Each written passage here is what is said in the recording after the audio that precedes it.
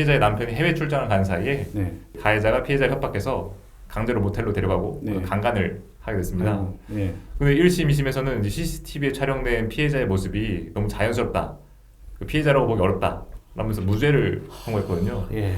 이러한 판결로 인해서 피해자와 피해자의 남편은 유서에 죽어서라도 가해자에게 복수하겠다 라는 글을 남기고 안타깝게 극단적인 선택을 하고 옵니다. 안녕하세요. 사건사고TV 김지훈입니다. 이번 시간에는 홍대범 변호사님 모시고 성범죄와 무고죄에 관한 이야기 나눠보겠습니다. 안녕하세요, 변호사님. 네, 안녕하세요. 네. 옛날부터 현재까지 이제 없어지지 않는 게 이제 성범죄 사건이죠. 네. 그리고 그와 관련된 이제 무고 사건인 것 같습니다. 네. 이와 관련해서 이제 뭐 성인지 감수성이라는 개념이 중요하다고 하는데 이게 어떤 것인가요? 예, 성인지 감수성이란 사실 그 이름 자체만으로는 뜻이 통하지가 않아서 네. 많은 오해를 사는 단어라고 생각을 하는데요. 네. 간단히 말해서 법원이 성범죄 사건에 대해서 심리를 할 때 네. 이제 성범죄 피해자가 2차 가해에 대한 두려움으로 성범죄를 당했더라도 곧바로 이제 고소를 한다거나 네. 아니면 이제 관계를 그냥 유지한다거나 음. 하는 좀 소극적인 태도를 보일 수가 있는데 네네.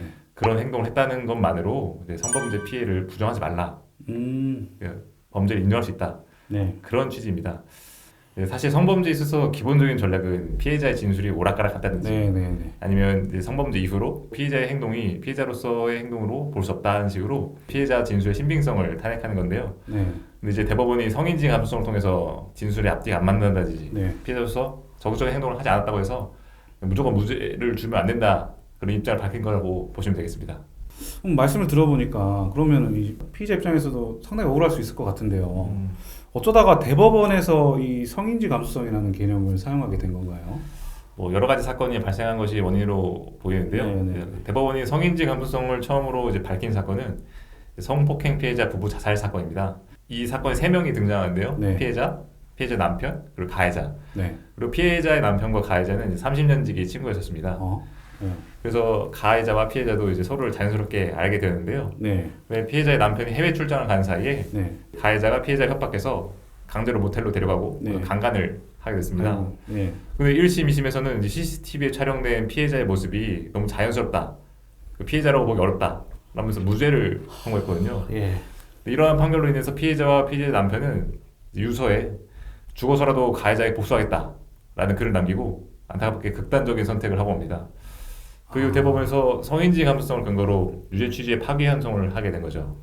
아유, 안타깝게도 이제 피해자가 그 극단적인 선택을 하면서까지 그런 자신의 피해 입증을 한 것 같은데요. 확실히 이런 경우를 위해서라도 성인지 감수성이라는 개념이 필요할 것 같긴 한데 비판을 받는 것도 사실인 것 같습니다. 변호사님께서는 이 성인지 감수성이 왜 많은 비판을 받고 있다고 생각하시나요? 아무래도 이제 성인지 감수성을 악용하는 사례 때문이라고 생각을 하는데요. 네. 성범죄 특성상 객관적인 증거가 부족하기 때문에 네. 피해자 진술 내용과 범죄 직후 태도를 바탕으로 피해자 진술의 신빙성을 판가름하게 됩니다. 네. 근데 성인지 감수성을 위해서 진술 내용이나 태도에 문제가 있더라도 성범죄가 입증될 수 있다, 그렇게 오해하는 경우가 많거든요. 예. 이걸 이용해서 무고를 하는 경우가 너무 많기 때문에 많은 비판을 받고 있는 것 같습니다. 사실 성범죄로 무고를 당하게 되면 당사자는 이제 조사를 받는 것만으로도 이미 마치 내가 성범죄자가 된 것처럼 되게 심적 고통을 받을 것 같거든요. 그렇죠. 이런 경우에는 이제 어떻게 대응을 해야 좋은가요? 사실 무고라는 것은 이제 상대방한테 복수하기 위해서 이루어지는 경우가 많거든요. 네. 그래서 성범죄 신고 전에 뭐 서로 불화가 있었다든지 네. 아니면 성범죄자로 지목되는 상대방이 오히려 피해자를 먼저 경찰에 신고했다든지 이런 식으로 피해자가 상대방한테 원한을 가졌을 만한 그런 사실들을 캐치함으로써 이제 무고의 동기를 밝혀내는 방법을 많이 쓰고요. 네. 특히 헤어진 연인 사내에서 앙심을 품고 무고를 한 경우가 많은데 네. 그런 경우에는 이제 성범죄 피해자와 범죄자로 지목된 상대방 간에 네. 뭐 이런 연인 관계라든지 원한관계가 있었다, 이런 관계를 밝혀내는 통해서 결백을 인정받곤 합니다.